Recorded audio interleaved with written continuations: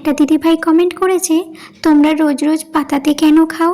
দিদিভাইয়ের নামটা আর নিলাম না, চলো দিদিভাইয়ের উত্তরটা আমি এই ভিডিওতে দিয়ে দেব, তোমরা দেখতে থাকো। হ্যালো সবাই, তোমরা সবাই কেমন আছো? আশা করি খুব ভালো আছো, আমিও ভালো আছি গো। দেখো, রোজ সকাল যেমন উঠি সেরকম তো প্রত্যেক দিন হয় না। আজকে যেহেতু রোববার, বরের অফিস তো ছুটি, আর সেজন্য একটু লেট হয়ে গেছে। লেট বলতে বেশি অতটা লেট হয়নি, প্রত্যেক দিন তো 5টা সাড়ে 5টার সময় উঠে পড়ি, আজকে 6টা বেজে গিয়েছিলো, ওই 6টা 20 এরকম বাজে, তখন উঠে পড়েছি। উঠে তারপরে ঝটপট যেমন কাজ শুরু করি, বাসি কাজ সেরকম শুরু করে দিয়েছি। ওপর কিন্তু আমার কমপ্লিট হয়ে গেছে, যেমন ওপরের ঘর মোছা, ঝাড় দেওয়া সমস্ত কমপ্লিট করে তারপর চলে এসেছি নিচে। আর গেট খুলে খুলে ওদেরকে তো দেখতেই পাবো, জানি ওরা জানে গেট খুললেই কিন্তু ওরা আমাদেরকে বিস্কুট দেবে, সেই জন্য কিন্তু ওরা বসেই থাকে গেটের সামনে। আর তারপরে তো ওদেরকে বিস্কুট দিয়ে দিলাম, তারপরে কিন্তু আমি সদর দরজায় জল দিয়ে ঝাড় দেওয়া কমপ্লিট হয়ে যাওয়ার পর তারপরে কিন্তু মুছে নিচ্ছি আমি। এই যে গাড়িটা আছে, গাড়ির জন্য কিন্তু খুব অসুবিধা হয়, কিন্তু কি আর করবো বলো, ওরকম করেই কাজটা কমপ্লিট করতে হয়। তো যাই হোক, উত্তরটা চলো দিয়ে দিই। এই যে টুকটাক বাসন দেখছো, সেই টুকটাক বাসনটা যদি আমার শাশুড়ি মা খাওয়ার পরে হাতে হাত ধুয়ে নিত, সেটা আর সকালবেলায় উঠে আমাকে আর ধুতে হতো না, তাই কি না বলো? তো যাই হোক, কিন্তু আমি সমস্ত কাজ কমপ্লিট রাত্রিবেলাতেই করে নিই। যেমন রাত্রিবেলাতে বাসন মেজে রেখে দিই, খাওয়া দাওয়া কমপ্লিট হয়ে গেলে আমাকে তাহলে সকালবেলায় বাসনটা যেন না ধুতে হয়।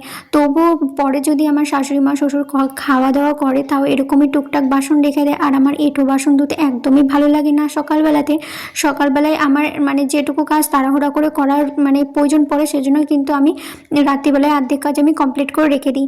আর যদি বলো থালা মানে আমরা পাতায় কেন খাই, এই যে কত বাসন ধুবো বলো।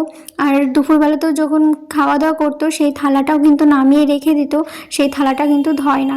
তো সেজন্য আমার শ্বশুর মশাই তার জন্য পাতা নিয়ে এসে দিয়েছে, তো বলেছে তাহলে থালা মাজতে হবে না, তার জন্য পাতা নিয়ে এসে দিয়েছে, পাতায় খাওয়া দাওয়া করে পাতাটা ফেলে দেওয়া যাবে।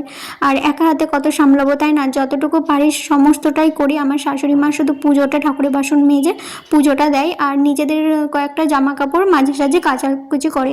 আর তোমরা তো দেখতেই পাও সমস্ত কাজই কমপ্লিট করি। এখন আমার শাশুড়ি মা সমস্ত সংসারের ভার ছেড়ে দিয়েছে আমার উপরে। দিদিভাই, তোমার উত্তর নিশ্চয়ই তুমি পেয়ে গেছো এই ভিডিওতে তোমাদেরকে যেটুকু দেখাই আমি, তোমরা সেটুকুই দেখতে পাও।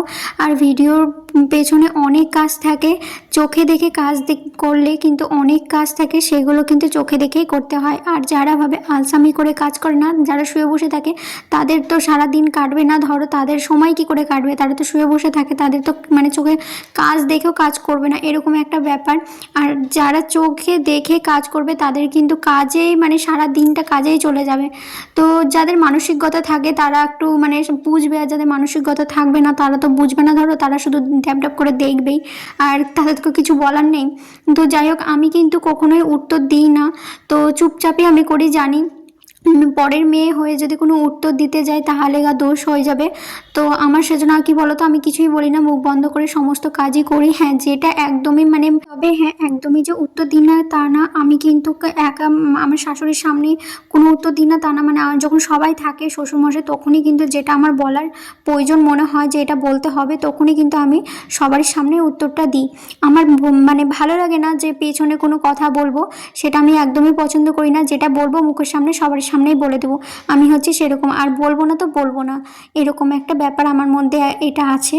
তো যাই হোক, আর এদিকে কিন্তু আমার সমস্ত কাজ কিন্তু কমপ্লিট হয়ে গেল। আর আজকে সকাল সকাল স্নানও কিন্তু আমি কমপ্লিট করে নিয়েছি, তোমরা দেখতেই পেলে। আজকে তো এমনিতে রবিবার, সমস্ত বাসি কাজ কমপ্লিট করে তারপর জামা কাপড় কেচে মেলে দিলাম ছাদে। আর এত মেঘ করেছে, অন্ধকার হয়ে গেল, সঙ্গে সঙ্গে তুলে আবার কিন্তু আমি সিঁড়ির ওখানে সব মেলে দিলাম জামা কাপড়গুলো। তারপরে তো ডাইরেক্ট চলে গেলাম বাথরুমে, বাথরুম পরিষ্কার করে মাথা ঘষে স্নান করে একদম চলে আসলাম নিচে, মানে ফ্রেশ হয়ে নিচে গেলাম। তারপর বরের জন্য একটু চা, আমার নিজের জন্য হরলিক্স করে তারপরে উপরে আসলাম।